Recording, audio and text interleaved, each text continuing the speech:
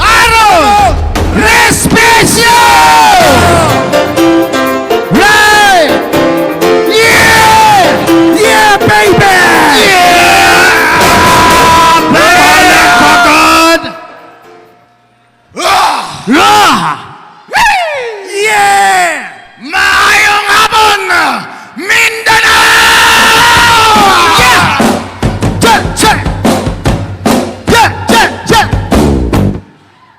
Gusto kong marinig sa inyo. Excited na ba mo maging president si VP Sara Duterte? Ako pod, excited na. Kabalo ko, tanan mo, taga Mindanao. Ako, taga Luzon. Ako si Attorney Harold Respicio, Vice Mayor ng Reyna Mercedes Isabela. Totoo yung sabi nila, may solid north! Pero, tulad ng mga taga Mindanao, ang solid north, gihigugma si VP Sara Duterte!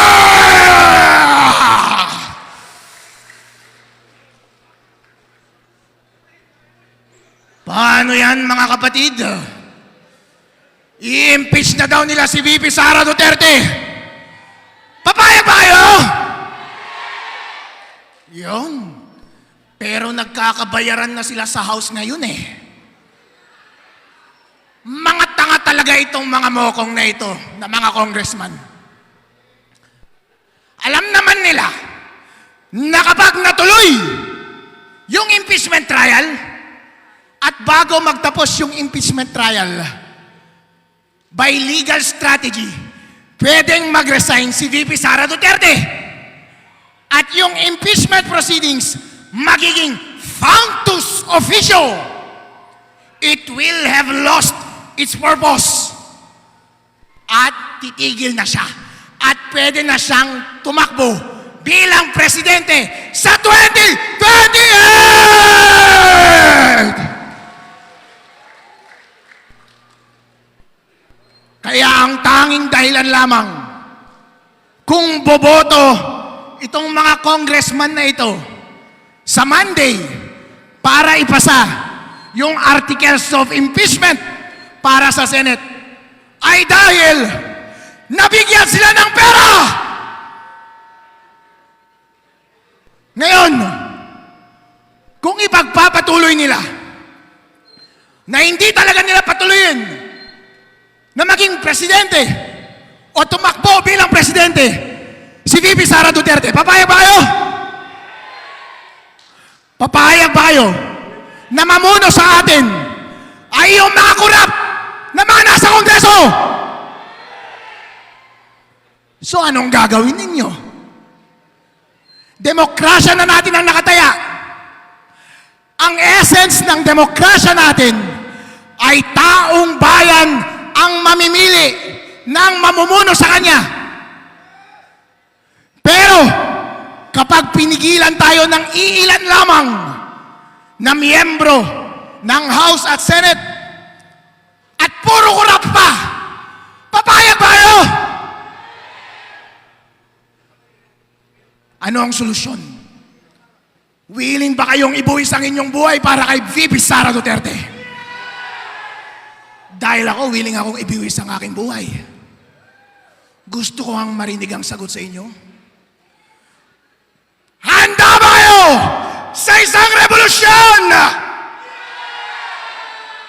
Handa ba kayong ibuwis ang inyong buhay para kay VP Sara Duterte? Kaya mga kasama, tatandaan ko kayo dito sa Mindanao. Bukas, nasa Visayas kami.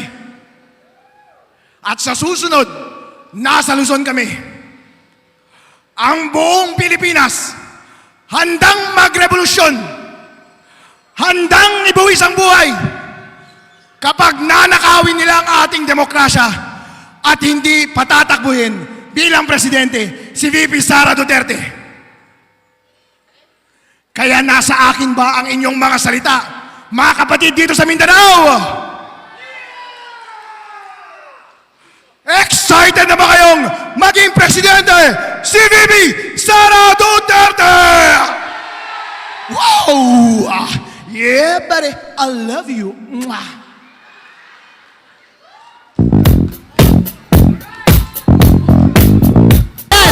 Sasayaw na yan! Sasayaw na yan! Thank you, Doc. Senator. Salamat kayo. Maayong hapon sa tanan. Maayong hapon sa tanan. Ako si Dr. Richard Mata. Nidagan di ako o pagkasenador last year. Namutar ba muna ko? Ayos. Kay kabalo ko, nga nidaog jud ko sa Mindanao. Pero niingon gyud si VP Sara, Duk, daog mang kadok. Si VP Sara gyud niingon. Nami sa Kuala Lumpur, kauban mi ni Jimmy Bundok, kauban mi ni Vic Rodriguez o Attorney JB Hinlo. Niingon si VP Sara, bakit nandito sila? Bakit kasama ko sila? Si VP Sara niingon, dahil ako'y naniniwala ay nanalo sila. So giingon yun ni VP Sara na kay gipangutana niya sa yang IT, dili daw magkamatch ang data. O murag kita po natingala nga Duterte man to'y gipromote na to. Ngano na may nasingit dito nga wa man to apil. Agree ba? Kabalo man gyud na kung Bongo ang butaran, musunod naman ang uban diha sa Duterte. Ngano nga wala man. Mao nay sakit ron sa atong admin karon. Dili gani maimbestigahan kung unsay nahitabo sa eleksyon. Karon ang kaluluoy kay giipit na si Tatay Digong o kabaluman mo karong adlaw na naanaday warrant si Senator Bato.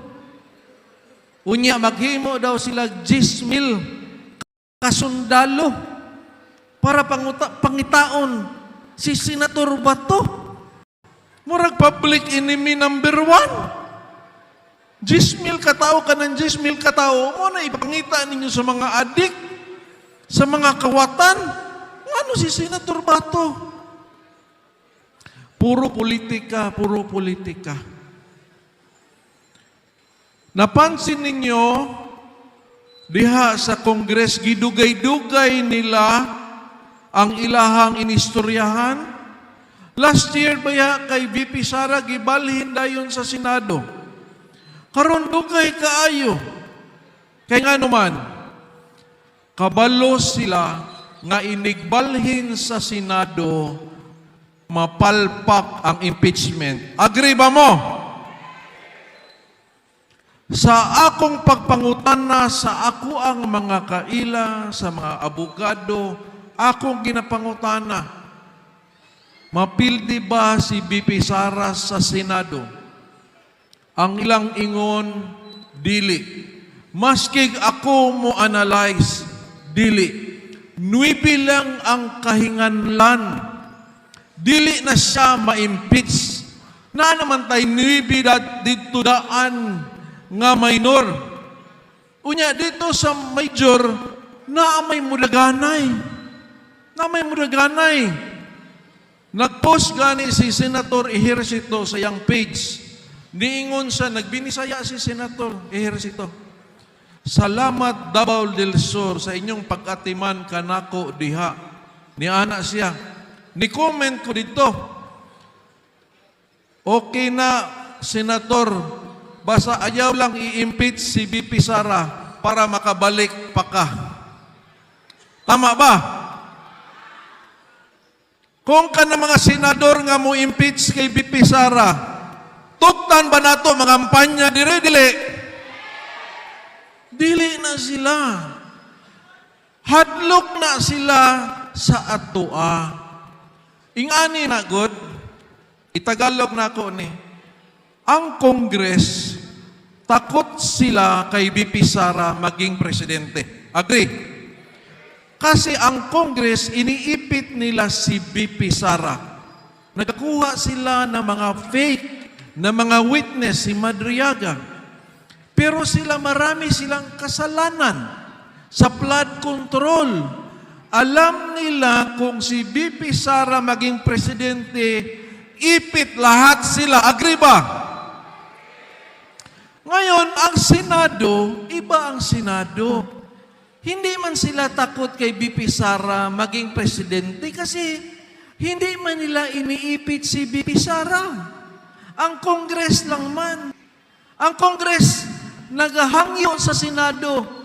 Kay last man, ang mo decision manggod ang Senado, di ba? Dili man ang Congress. Murag ningon sila, mga senador, i-impeach in town si BP Sara kay basi mga priso mi. Correct ba? Mingon ng Senado, wa man ni pakialam ninyo. Kung mapriso mo, sala man na ninyo. Ang amo diri kay manakan paman mi. Basig di mi pasudlon sa Mindanao, di mi pasudlon sa Visayas. Ang Kongres maghinambog na sila kay namay mamutar namo diri kay nami ayuda diri sa Luzon. Butaran gihapon mi ana nila, ana man na sila. Pero ang Senado tibuok Pilipinas may mamutar. Apil man ta mamutar. Oras mo impeach na sila, pahak ang milyon-milyon nga boto. Agree ba? So, butaran ba na ninyo sila kung i-impeach nila si BP Sara? Dili. So, mauna ang atong unity. Mag-announce na si Commissioner Marma Sanggid kay amuan ang klarohon. Kinsa ang mga senador kung ipasa gina nila sa Senate, kinsa ang mga senador nga dili nato ilista. Kana ang unity nga naa nato karon. Kana ang ato panawagan nato sa ilaha. Ayaw ninyo hilapti ang amuang presidente karong 2028. Agree ba? Si BP Sara gyud ang atoang pag-asa. Ang iyahang talento gikan kay Tatay Digong. Ang training niya gikan kay Tatay Digong. Ingon ni Mayor Baste, panahon na nabawion nato ang atong nasod, ibalik kini sa tao. Agree ba? Ang pasabot ana, baliktad sa karon nga panahon. Karon, ang gobyerno dili para sa tao. Karon, ang gobyerno para sa ilaha. Mura sila og stockholder sa BIR. Ang mga congressman, murag stockholder. Mura pagbayad nato tax, na sila'y porsyento. Luuyan nato, no? Pag si BP Sara na ang presidente, ibalik niya ang pagkadumala pariho kay Tatay Digong nga ang tao ang priority. Mao kita dire magkahiusa kita kay nganlan ang pagkasulid sa Mindanao ato pagyong ipasulid og samot. O ato po tanawon ang ilista ni BP Sara kung kinsa ang iyang mga iduslo, iyang i-endorse nga mga senador. Kay ato apod ka na suportahan. Agree ba? Apil pod ang iyang vice-presidente. Kay dili ta gusto nga traidoron siya. Kay kung ayang vice-presidente kalaban, delikado na pod. Mao, salamat kayo sa inyong tanan nga naatang diri. Salamat sa unity nga atong ipakita. Dili lang kani ang ulahi, daghan patang angay buhaton. Last year, sa birthday ni BP Sara at ni Abdahay, kay naa si BP Sara dito, niingon ko, BP, salamat sa imong imbitasyon. Happy birthday. Ang gipangutanan ni BP sa ko, Dok, mudagan pa ba ka, Dok, og 2028? Ang akong tubag, mo na'y gusto sa akong kasing-kasing BP, pero ikaw ra ang akong pabuton. Mauningon ni BP, sige lang, Dok, kung naatay mga OFW events, uban-uban ra ka. That's why ginauban-uban ni BP Sara pag naa siya sa gawas. So regards gikan sa Duterte, no? Siyempre ang akong mga kaubanan diha, si Senator Bato, si Senator Bongo, si Attorney Torion, na lakip kauban ni Pastor Kibuloy, si Attorney JB Hinlo, si Attorney Bondok, si Philip Salvador, si Attorney Raul Lambino, o ako. Napaba ko'y nalimtan? Siyempre, si Attorney Vic Rodriguez. So naa sila yung mga videos nga ipagawas, kay nangayo mig videos, kay naapod sila yung mga giatinan, pero naghatag yun sila og regards ninyong tanan. So in behalf sa Duterte, mabuhay kayong lahat at patuloy ang suporta natin kay BP Sara. Magandang hapon po sa lahat. Daghang salamat, Doc.